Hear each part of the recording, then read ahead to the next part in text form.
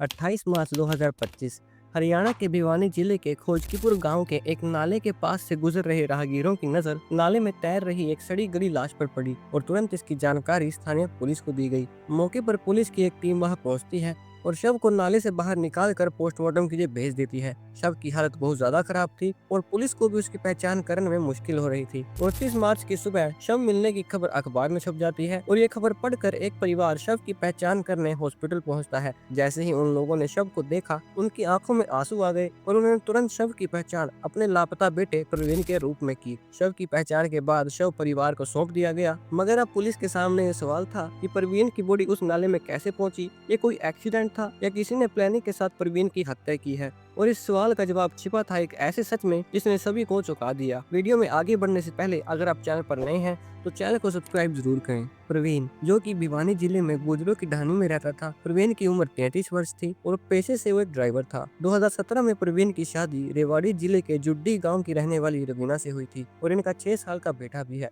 शुरू से ही रवीना को इंस्टा पर रील बनाने का शौक था और इसी शौक की वजह से रवीना ने इंस्टा पर रील्स बनाकर 35,000 से ज्यादा फॉलोवर्स और यूट्यूब पर 5,000 से ज्यादा सब्सक्राइबर गेन कर लिए थे। मगर प्रवीण को रवीना का रील बनाना बिल्कुल भी पसंद नहीं था, इसलिए वो बार बार रवीना से ये सब बंद करने को कहता था और इन बातों की वजह से रवीना और प्रवीण के बीच झगड़े होते रहते थे। 25 मार्च 2025 को भी इनके बीच इसी बात को लेकर एक झगड़ा हुआ था और उसी दिन के बाद से ही परिवार वालों ने प्रवीण को नहीं देखा था। पहले तो परिवार के लोगों ने सोचा शायद झगड़ा होने की वजह से प्रवीण कहीं चला गया है और कुछ देर बाद वो लौट आएगा, मगर जब वो वापस नहीं लौटा तो परिवार वालों को लगा कि शायद वो ड्राइवरी के काम से कहीं बाहर गया है और कुछ दिनों में लौट आएगा। जब परिवार के लोगों ने रवीना से प्रवीण के बारे में पूछा तो उसने भी कुछ भी पता होने से इनकार कर दिया और इसके बाद 28 मार्च को प्रवीण की लाश नाले में तैरती हुई मिली। परिवार के सदस्यों को शक हो रहा था कि हो न हो प्रवीण की हत्या में उसकी बीवी रवीना का ही हाथ है, इसलिए उन्होंने आसपास के सीसीटीवी फुटेज खंगालने शुरू किए। 25 मार्च की फुटेज में रात के 8 बजे प्रवीण घर में आता हुआ दिखता है, मगर उसके बाद वो घर से बाहर जाते हुए किसी भी कैमरा में नहीं दिखाई देता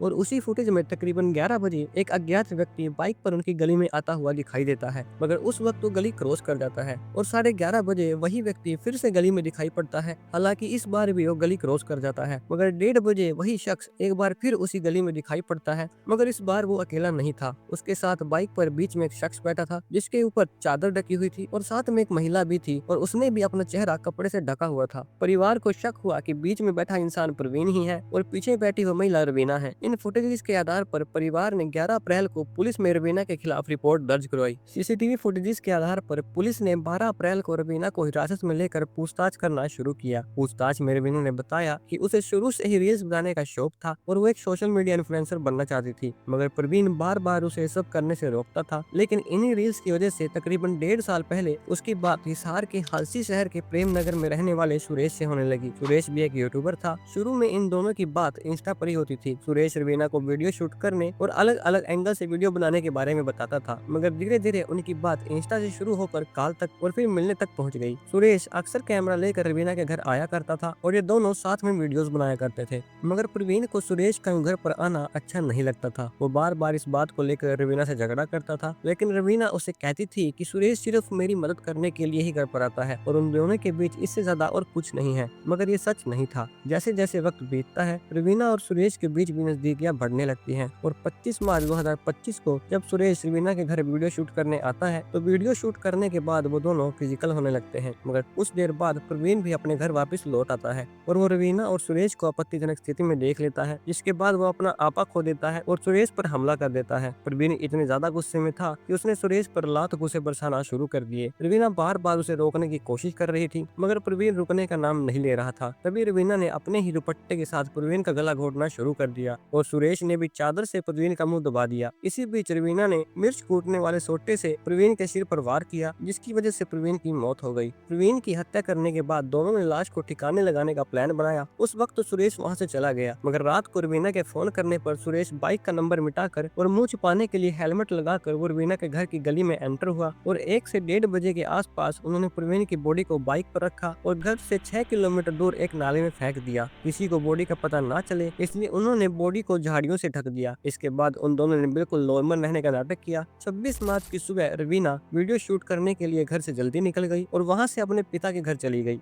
और फिर 28 मार्च को वो प्रवीण के घर वापस आई और अगले ही दिन यानी 29 मार्च को बॉडी की पहचान करने हॉस्पिटल भी गई। रवीना द्वारा दी गई जानकारी के आधार पर पुलिस ने सुरेश को तो शाम से अरेस्ट कर लिया। फिलहाल दोनों पर हत्या और सबूत मिटाने के आरोप में मामला दर्ज किया गया है और अभी तक दोनों को कोई सजा नहीं दी गई है। तो दोस्तों, इस दिल दहला देने वाली कहानी से हमें सीखने को मिलता है कि कैसे सोशल मीडिया के पीछे छिपा नकली चेहरा कभी कभी इंसान की असल जिंदगी तबाह कर सकता है। एक मासूम सी रील बनाने की चाहत और सोशल मीडिया पर फेमस होने का सपना कैसे एक शादीशुदा जिंदगी को खत्म कर गया। जिस औरत के साथ प्रवीण ने 7 फेरे लेकर जिंदगी भर साथ निभाने का वादा किया था, उसी ने अपने ही प्रेमी के साथ मिलकर उसका गला घोट दिया। रिश्तों में जब भरोसे की डोर टूटती है तो उसका अंजाम सिर्फ दर्द और मौत ही होती है। ये कहानी एक बार फिर साबित करती है कि प्यार में धोखा, लालच और फेम का जुनून इंसान से उसका इंसानियत का चोला भी छीन लेता है। आप इस केस के बारे में क्या सोचते हैं? क्या सोशल मीडिया की लत वाकई लोगों को इस हद तक अंधा बना सकती है? अपने विचार हमें कमेंट में जरूर बताएं। ऐसी ही और सच्ची क्राइम स्टोरीज देखने के लिए चैनल को अभी सब्सक्राइब करें और बेल आइकन दबाएं। मिलते हैं अगले केस के साथ एक और सच्ची कहानी लेकर। तब तक के लिए सावधान रहें, सुरक्षित रहें।